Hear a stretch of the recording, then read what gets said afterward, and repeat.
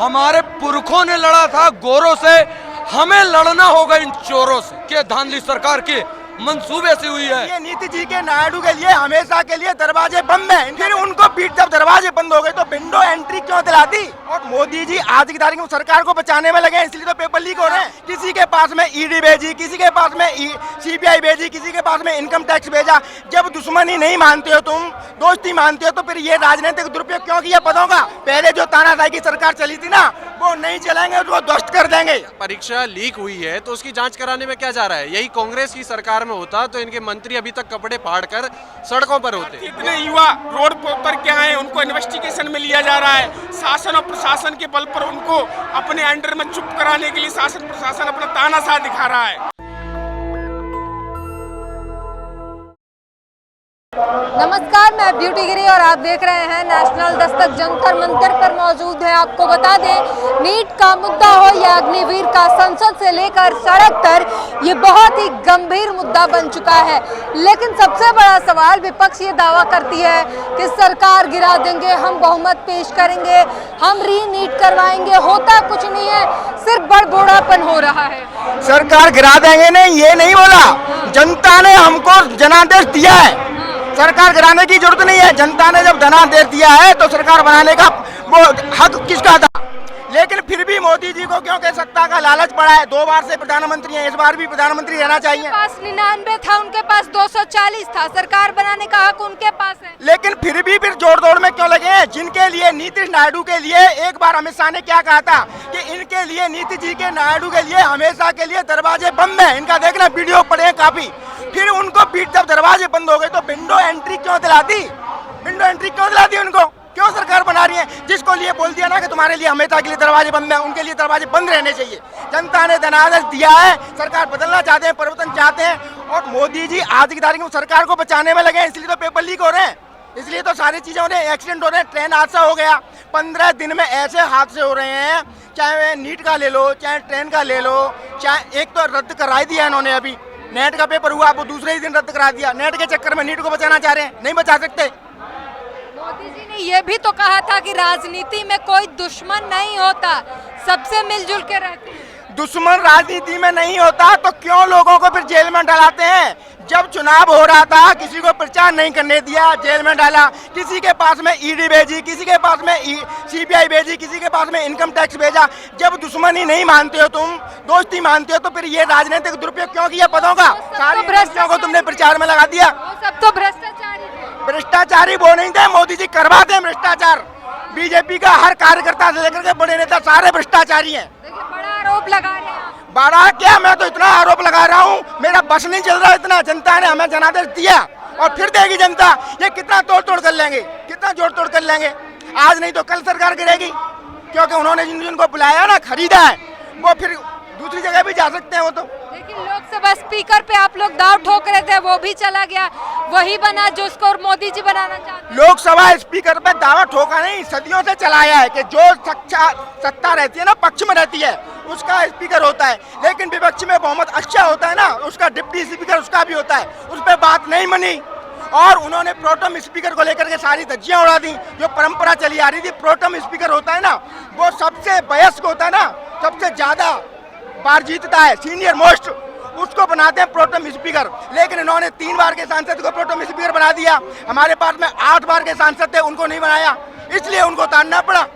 क्यों नहीं बनाया, क्या वजह, कहाँ विपक्ष? ये तो मोदी जी की तानाशाही है, उनसे जाके पूछो, हमसे क्या। जो परंपरा चली आ रही है उसको निर्भर नहीं कर रहे हैं, संविधान की धज्जियां उड़ा रहे हैं। आपके पास पूछो जाकर, आपके पास जनादेश है, पहले कम सांसद थे, अब ज्यादा है, फिर भी तानाशाही मोदी जी की। तानाशाही इसलिए तो जोड़ तोड़ करके हॉर्स ट्रेडिंग जानते हो ना आप, हॉर्स ट्रेडिंग चल रही है। एमएलए एमपी तो छोड़ो, यहाँ तो पेपर खरीदने लग गए। एमएलए एमपी तो खरीदे जा रहे थे, अब पेपर भी खरीदे जाने लग गए, बेचे जाने लग गए। पहले हवाई अड्डा और रेलवे बिक रहे थे, अब पेपर बिकने जाने लग गए। अब ये क्यों बिकने हैं, इसको मोदी जी से पूछो जा करके। हम ऐसा नहीं होने देंगे। लेकिन विपक्ष क्या कर रहा है? विपक्ष फेल है हर जगह। विपक्ष हर मोदी जी का जो कार्य हो रहा है ना, तानाशाही पूर्वक, उसका हर तरीके से जवाब देगा। चाहे युवा कांग्रेस दे, सीनियर कांग्रेस दे, यहाँ बैरिकेड लगाए, 2 मिनट लगेंगे, अभी बैरिकेड भी तोड़ेंगे अपन, बिल्कुल बैरिकेड भी तोड़ेंगे। इनको हल्के में मत लो, हमारे कार्यकर्ता को। राहुल गांधी पर राहुल गांधी पर जो भरोसा अंग्रेजों नहीं को है भगाया आपको? था, गांधी ने भगाया था, ये काले अंग्रेज भी अभी भगाएंगे, देखना अभी 1 घंटे रुको अभी। राहुल गांधी पर भरोसा नहीं है, वो संसद में आवाज उठा रहे हैं, उन पर भरोसा नहीं भरोसा है, वो हमारे फिर नेता है, पूरे देश के नेता है, उनको तो जनादेश दिया है, पूरी जनता ने जनादेश दिया है। बैरिकेड क्यों तोड़ना है फिर? इसलिए तोड़ना है कि ये हमें दबाना चाहते हैं, युवा कांग्रेस की आवाज को दबाना चाहते हैं, और हम बताना चाहते हैं कि हम किसी से दबने वाले नहीं है, बीजेपी से तो क्या किसी से भी दबने वाले नहीं है। वो आपको क्यों दबाना चाहेंगे? दबाना इसलिए चाह रहे हैं, तानाशाही कर रहे हैं ना, देख रहे हैं ना हर जगह से, मतलब दो मोदी जी की तानाशाही बिल्कुल कायम है। विपक्ष कुछ नहीं कर पा तानाशाही नहीं होती ना तो स्पीकर के लिए और भी दावेदार होते थे, क्यों ओम बिरला को बनाया? वो चमचे हैं एक दूसरे के, मानते हैं उनकी, वो जो चाहते हैं कि ना, विपक्ष अब भी कुछ नहीं कर पा रहा, जो हो रहा है मोदी के ही मन का हो रहा है। हम कर पा रहे हैं। हम पहले जो तानाशाही की सरकार चली थी ना, वो नहीं चलेंगे तो वो ध्वस्त कर देंगे।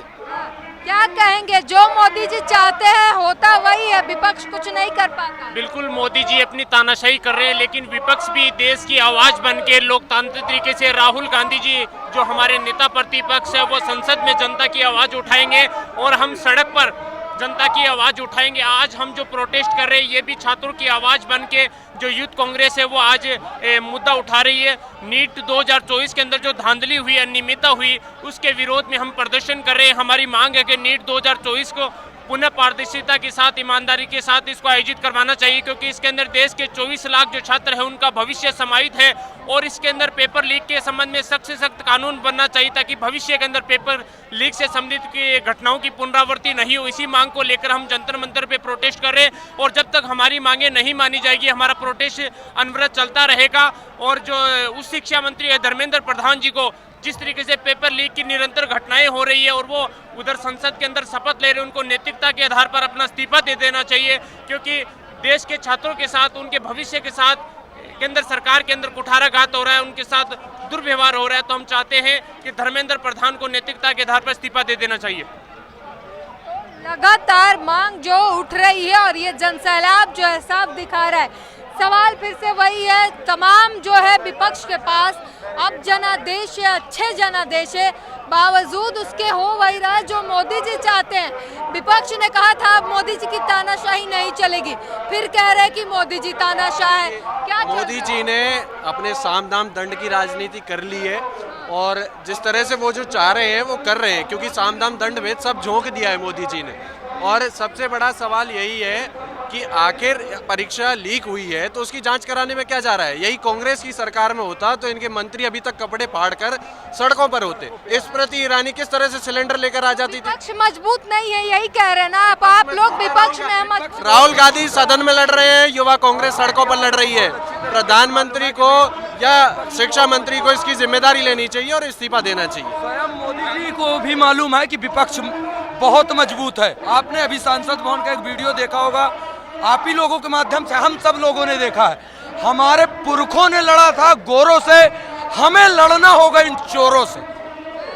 हमारी यही बात है। जिस तरीके से यह पेपर में धांधली हुई है यह आप सब जानते हैं, खासकर आप मीडिया वाले तो बहुत बखूबी जानते हैं कि धांधली सरकार के मंसूबे से हुई है और सरकार के मंसूबे से हुई है, मतलब मोदी के मंसूबे से हुई है।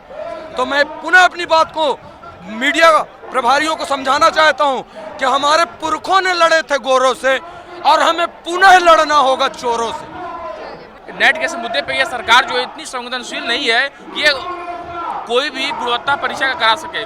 अगर ये बच्चे अगर निकलते हैं नीट से परीक्षा पास करके निकलते हैं तो आप सोचिए कि 5 साल बाद ये बच्चे क्या डॉक्टरी करेंगे। और तो और सरकार ने जो रोजगार का वादा किया 2 करोड़ का देने का उसमें एकदम विफलता रहा। आप वैसे लोगों को बनाते हैं, संवैधानिक मुद्दे पर बैठाते हैं। अभी धर्मेंद्र प्रधान आपने देखा होगा कि इन्होंने संसद में जा करके इन्होंने संस्था ग्रहण की। आप वैसे लोगों को बनाते हैं, शिक्षा मंत्री बनाते हैं जिनकी खुद की जो व्यवस्थाएं, ढांचागत व्यवस्थाएं सारे आप बर्बाद करते जा रहे हैं। आपने संविधान की बात अपने वैसे किया, आपने नीट के मुद्दे पे बात नहीं कर पाए, आप एनटीए के मुद्दे पर बात नहीं कर पाए। 5 साल बाद जब बच्चे पढ़ के फिर यही सवाल उठता है, विपक्ष कमजोर है। वर्तमान समय में विपक्ष की वो व्यवस्था है कि विपक्ष का हर एक नेता इतना परिपूर्ण है कि वो पूरे पक्ष को एक करारा जवाब देने के तैयार है। वर्तमान में देश के प्रचार मंत्री हैं जिन्होंने भारत की अर्थव्यवस्था इतनी खराब कर रखी है कि वर्तमान में इतने विद्यार्थी, इतने युवा रोड पर उतर के आए हैं, उनको इन्वेस्टिगेशन में लिया जा रहा है। शासन और प्रशासन के बल पर उनको अपने अंडर में चुप कराने के लिए शासन प्रशासन अपना तानाशाह दिखा रहा है। तो यहाँ से सड़क से आपको सारी तस्वीर दिखा रहे हैं किस तरीके से सदन से लेकर सड़क तक आवाज उठाई जा रही है। और ये तस्वीर जरा देखिए किस तरीके से जंतर मंतर पर ये मौजूद तमाम जो युवा है वो बैरिकेड चढ़ चुके हैं और संसद घेराव के लिए आगे बढ़ रहे हैं। पुलिस भी दूसरी तरफ तैनात है और ये सीधी तस्वीर हम आपको दिखा रहे हैं किस तरीके से लगातार नीट पर जो है हंगामा, जो नीट को लेकर जो है ये हंगामा मचा हुआ है, वो सीधी तस्वीर आपको दिखा रहे हैं। इस पूरी बातचीत पर अपनी प्रतिक्रिया जरूर दीजिए। कैमरामैन आशीष के साथ ब्यूटी गिरी, नेशनल दस्तक। नेशनल दस्तक की आपसे गुजारिश है कि अगर इसको बचाना चाहते हैं तो नेशनल दस्तक को सब्सक्राइब करने के लिए रेड कलर के सब्सक्राइब बटन को दबाएं, फिर बेल आइकन की घंटी दबाएं। नेशनल दस्तक को बचाने के लिए बहुत जरूरी है कि हर खबर को शेयर करें, लाइक करें, कमेंट जरूर करें।